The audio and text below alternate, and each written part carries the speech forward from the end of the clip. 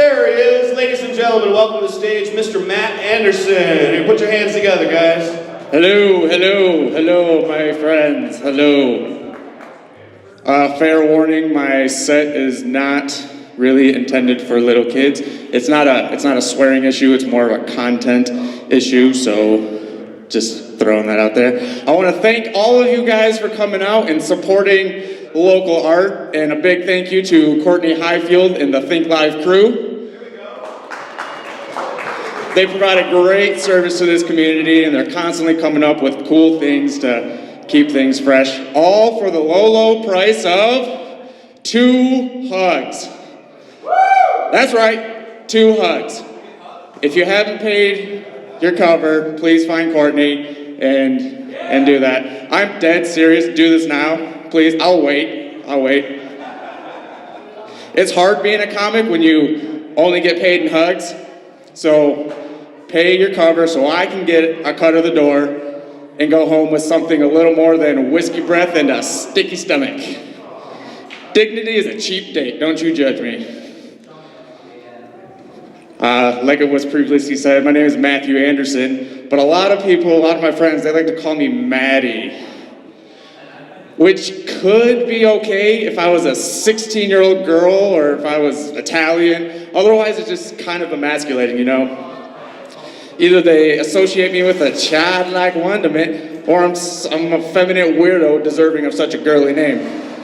And I guess sometimes I can be a little ambiguous, but I'm not gay. Thanks to Jesus.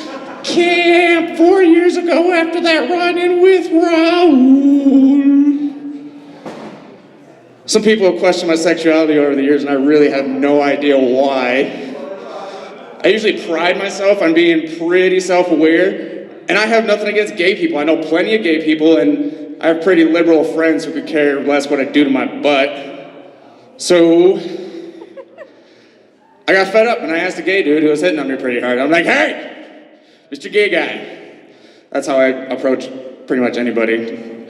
Mr. Gay Guy, why do you think I'm gay? This isn't the first time one of y'all has tried calling me out, and I'm just curious from your perspective, why? To which he replied, because you talk queer and you dress nice and you have nice teeth. That was it! Verbatim, straight from the gay dude's mouth. I was shocked, or pardon the pun, blown away. All the butt sex I solicited on Craigslist has nothing to do with people's perception of me. It's that my shoes match my shirt and I have a speech impediment. Worldview crushed. Time for me to go out and buy a pair of sequin pants and fake eyelashes. Baby's got a mountain to break back tonight. Woo! And Amy to Chase. Jude Law in any movie. My dog gave me a blowjob the other day. Hold on. Wait. It was accidental fellatio. Let me back that up real quick. My girlfriend and I adopted a dog from our friend. She's a little chocolate lab pit bull mix, adorable as hell, and her name is Bocce, which Bocce means kisses in Italian. And it totally makes sense, because that's all she does all day is just want to lick everything. It's also worth mentioning, there's a game called bocce balls. Wooden balls you throw in the yard. I'm not sure on the specifics. It's a different spelling. But if you didn't know that, and you believed that bocce meant kisses, and you went to a friend's birthday party and his dad comes up and says, hey, little boy, do you want to play some kiss balls? You might be confused a little bit. It's just something I always thought was weird. Anyway, I got out of my shower, getting ready for work in the morning, walking to my room and I'm drying my hair off and I feel something lick my penis. And I look down and there she is just looking up at me with that dopey look of, I love you, Dad, wagging her body like a rubber pencil magic trick. The thing is, I think I kind of liked it because it grew a little bit, like a significant amount for me to feel utterly ashamed. And the messed up part is my girlfriend was naked in the bed. So I'm not sure if it was an attempted threesome or if it was like roommates who go shot for shot on 100 proof Southern Comfort, huffing whippets, shoving E-pills up each other's butts and watching Groundhog's Day. And Destiny whispers into the ear of the other one saying, shove a beer bottle in the cooter of the other and whistle into it like an old-timey moonshine bottle. And they have to keep it a secret from the other roommate who had to go to bed early because she was responsible and has to work in the morning. And you just feel the tension, just awkwardly looking away when I fill her food bowl. I don't even give her treats anymore. I just leave them at the foot of her bed when she starts barking at imaginary things and take out of there. It's awkward. Speaking of Groundhog's Day, I just mentioned it in that previous joke if you weren't paying attention. It's still relevant. Mr. Puxatawny Phil predicting whether or not we're gonna have 6 more weeks of winter, or I'm not even sure of the alternative. It's gotta be the stupidest thing in the world. Our own technologically trained meteorologists have a hard enough time predicting the weather, and I'm supposed to believe we just happen to have captured a magic woodchuck whose only superpower is running in fear of its own shadow. Brought to you by the people that say creationism is a valid scientific argument. Which, if you compare the two, the super gopher theory holds a little bit more weight than the creationism idea. You can see a gopher. You can chart over time how many times he correctly and incorrectly guesses and use data to determine whether our furry friend is indeed a meteorological prodigy. No need for an ancient text that condones hate and violence and preaches hypocrisy and conformity through fear-mongering propaganda. What if we worshipped Puxatawny for his godlike weather predictions? In Groundhog We Trust printed on all of our money, he ran away from his shadow for your sins. They know not what they do. Crazy people outside of abortion clinics with signs that say, Phil 316, if a woodchuck were to chuck wood with another chuck, he will be an abomination and cast into the lawnmower gates of hell. Nice. It's kind of hard on the throat. Another thing, one of the many things that bugs me about the Bible is there's no book of Jesus. Oh, I agree. Everything is written about him through the perspective of some other people. He didn't learn to write, too busy making bookshelves and turning water into wine. People worship the words of some guy through the words of some other guy who just claims to have been there. That's like saying Led Zeppelin is your favorite band, but only hearing them through covers by Def Leppard and Natalie Imbruglia. You would think the Son of God would want to put in his own words his teachings. Maybe he would keep a diary or a journal. I bet they did find a diary, but it made all the other testimonies seem a little silly, so they just kept it out of the Bible. It could go something like this. Age 14. Today, Mom, and I guess we'll call him Joseph, said that I was adopted, and my dad lives in the sky. I don't know what to think. Age 16. Building stuff sucks. No magic powers yet. I really like this girl in class. Hey, Dad, how about you help me out with that? You're never there. I'm failing gym. Age 30. The apostles and I ate some weird mushrooms that we found, and I was playing in a puddle and saw it turn into a million fractal pieces of a kaleidoscope of mirrors that collapsed into a tiny dimensional fragments that disappeared and reappeared like it was breathing or dying and being born again, all the colors!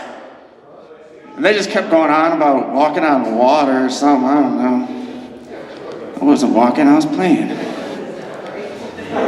Age 33. This is going to be the best Passover ever. Peter said Magdalene's coming through and she's excited to see me. We're going to have a bomb-ass feast, get wicked drunk on 5 o'clock vodka and pineapple juice, and I'm making a move. Nothing can ruin this night. There's a little history lesson in there if you pay attention. Jesus had some good ideas, though. Everybody's equal. We should take care of one another. It's a good message. I also have some ideas. Did those just get brighter? Or am I tripping out? I also have some good ideas.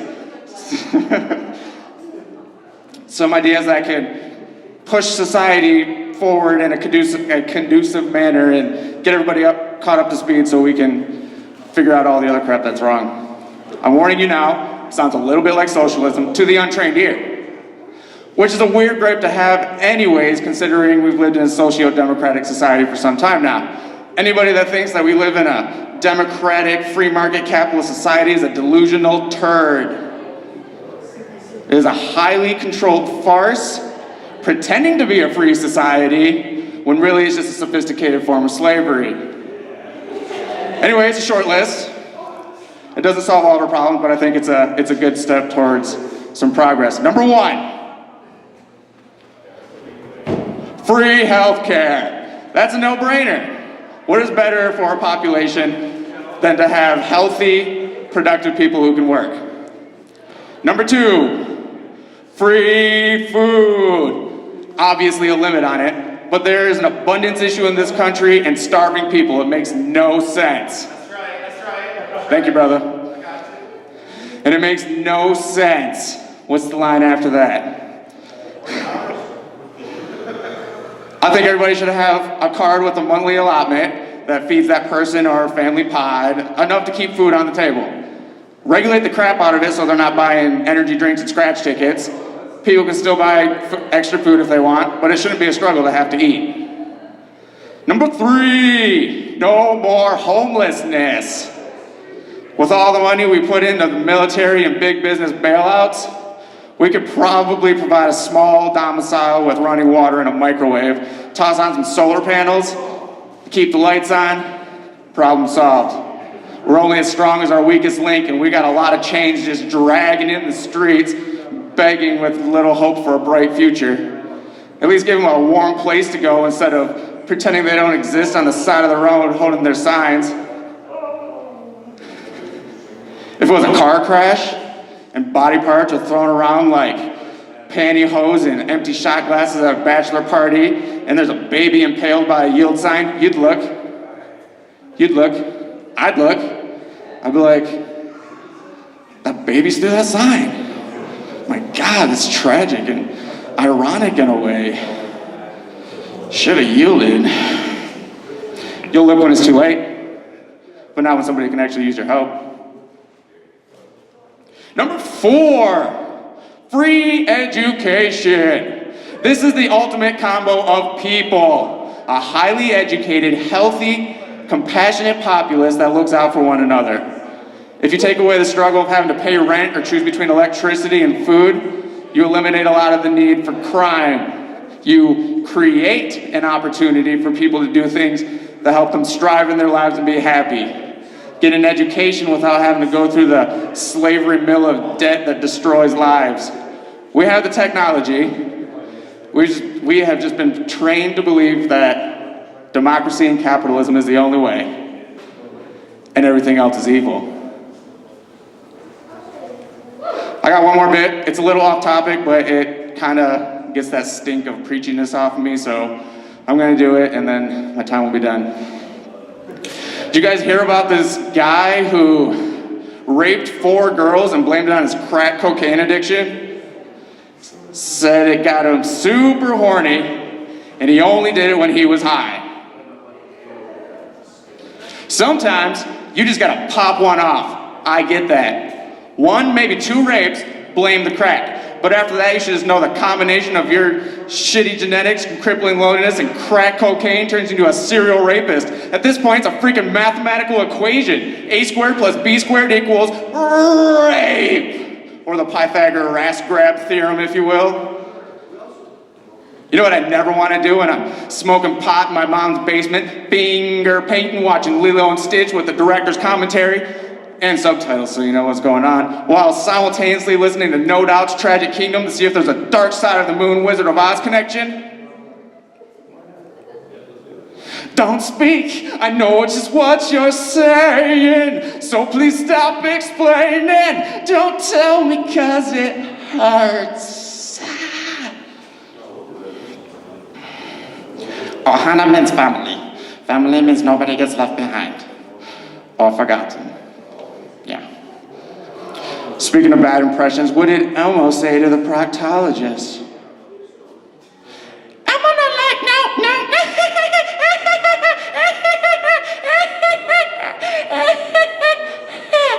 Bad dick Thank you, everybody. I'm Matthew Anderson. Let's hear it for all the comics that have gone on and all the acts that have been playing. Another thank you to Think Live for doing this and let me do my thing. I'm sorry if it was inappropriate for some, but I'm not really sorry, so. There it is.